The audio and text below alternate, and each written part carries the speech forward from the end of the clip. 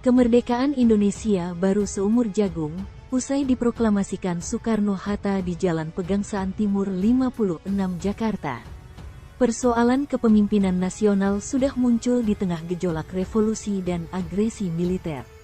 Soekarni atau Soekarni, tokoh di balik peristiwa Rengas Dengklok, tiba-tiba mendesak Soekarno atau Bung Karno untuk tidak melanjutkan jabatan kepresidenan Indonesia.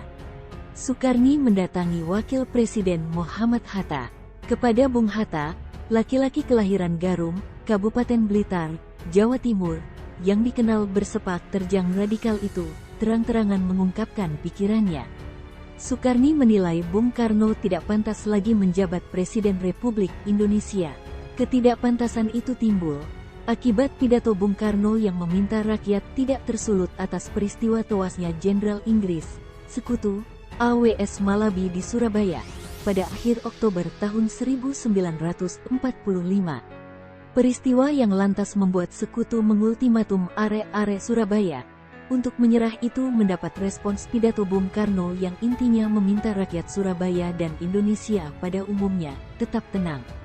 Permintaan tetap tenteram menghadapi ancaman Sekutu, bagi Soekarni tidak pantas diucapkan pemimpin revolusioner yang sedang berjuang.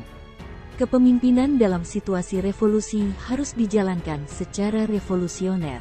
Tan Malakalah, katanya, Soekarni, yang sesuai tuntutan revolusi dalam memimpin perjuangan, kata Bung Hatta seperti dikutip Deliar Nur dalam buku Muhammad Hatta Biografi Politik. Apa yang didesakkan Soekarni kepada Bung Karno, tidak terlepas dari peristiwa testamen politik Tan Malaka atau surat wasiat politik yang ditandatangani Soekarno-Hatta pada tanggal 1 Oktober tahun 1945. Peristiwa yang terjadi didahului peristiwa tanggal 25 Agustus tahun 1945, yakni kehadiran Tan Malaka di rumah Ahmad Subarjo, Jakarta. Secara rahasia Tan Malaka kemudian bertemu Bung Karno di rumah Dr. Soeharto atau Soeharto, dokter pribadi Bung Karno. Dalam artikel sekitar testamen untuk Tan Malaka, Sayuti Melik mengatakan, Bung Karno yang menginginkan pertemuan itu. Peristiwa yang terjadi didahului peristiwa tanggal 25 Agustus tahun 1945, yakni kehadiran Tan Malaka di rumah Ahmad Subarjo, Jakarta. Secara rahasia Tan Malaka kemudian bertemu Bung Karno di rumah Dr. Soeharto atau Soeharto, dokter pribadi Bung Karno. Dalam artikel sekitar testamen untuk Tan Malaka, Sayuti Melik mengatakan, Bung Karno yang menginginkan pertemuan itu. Sayuti Melik yang di awal masa revolusi 1945 menjadi pembantu dekat Bung Karno juga mengatakan, dalam pertemuan itu muncul inisiatif testamen politik yang datangnya juga dari Bung Karno. Tan Malaka merupakan tokoh pergerakan yang dikagumi. Termasuk Bung Karno juga takjub dengan pandangan-pandangan politik Tan Malaka. Pikiran Tan Malaka sangat mempengaruhi tokoh-tokoh pemuda di Jakarta, terutama Soekarni, Khairul Saleh, dan Adam Malik. Pembicaraan dalam pertemuan antara Bung Karno dan Tan Malaka itu sampai pada kesimpulan, perlu dibuat surat yang menyatakan Tan Malaka sebagai pelanjut kepemimpinan perjuangan nasional. Surat wasiat itu bertujuan mempertahankan kemerdekaan Indonesia ketika pemimpin nasional yang ada terbunuh atau dibunuh. Sebab saat itu santer beredar kabar, Belanda yang membonceng Sekutu akan menangkap Soekarno dan Muhammad Hatta. Roda revolusi yang sudah mulai berputar hendaknya tetap diputar. Perlu pimpinan berlanjut, tulis Deliar Nur dalam Muhammad Hatta Biografi Politik. Pertemuan berikutnya dengan Tan Malaka melibatkan Bung Hatta.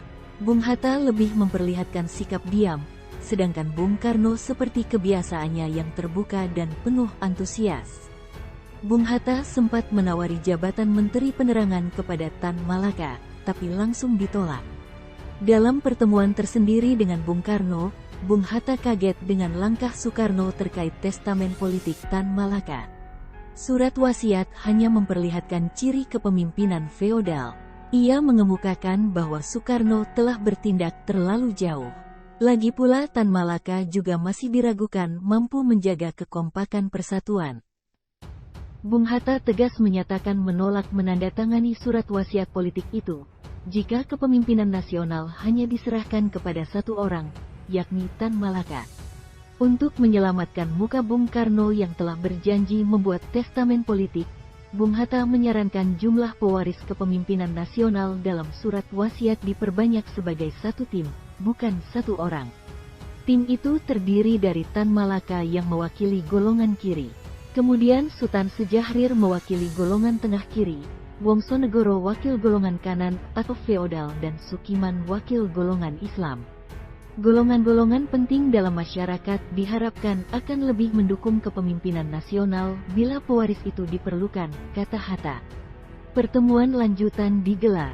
Testamen politik dengan isi sesuai saran Bung Hatta disodorkan. Tan Malaka menyatakan setuju, karena Sukiman tidak berada di Jakarta. Posisinya diwakili Iwa Kusuma Sumantri yang juga mengklaim bisa mewakili golongan Islam.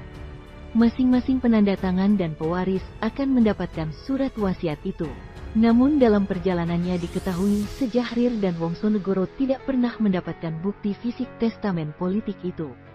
Dalam artikel Kesadaran Nasional, Ahmad Subarjo mengatakan, karena situasi revolusi yang tidak aman, hubungan pers, lalu lintas dan lain sebagainya, dirinya tidak menyampaikan kopi surat wasiat politik itu.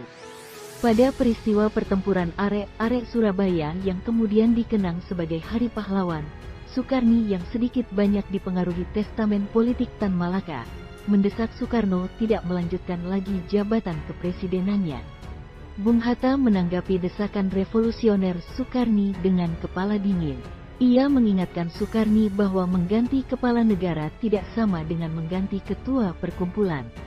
Ada mekanisme yang harus dilalui, di mana harus ada pembahasan di dalam Badan Pekerja KNIP, Komite Nasional Indonesia. Hatta menganjurkan Sukarni untuk membicarakan hal ini dalam Badan Pekerja, KNIP, karena Sukarni kebetulan anggota badan ini, tulis Deliar Nur.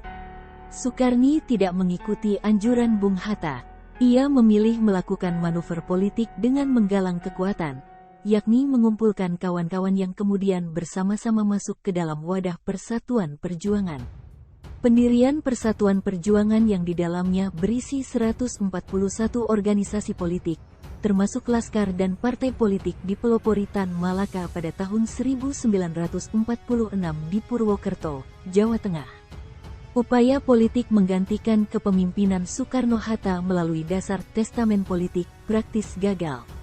Namun upayanya terus digelorakan. Dalam artikel surat wasiat Bung Karno buat Tan Malaka, disebutkan bahwa pada tanggal 29 Maret tahun 1946, Soekarno dan Hatta menyatakan mencabut testamen politik itu, tapi tidak diumumkan. Sayuti Melik dalam tulisannya Sekitar Testamen, mengatakan fisik surat wasiat politik itu kemudian berada di tangan Bung Karno bersama naskah asli atau teks proklamasi kemerdekaan. Oleh Bung Karno, surat wasiat politik itu kemudian dibakar. Sementara pada tanggal 21 Februari tahun 1949, Tan Malaka yang tengah melakukan safari politik di Pulau Jawa, yakni dalam rangka memastikan kelayakannya sebagai pewaris testamen politik, terbunuh di Selopanggung, Kabupaten Kediri.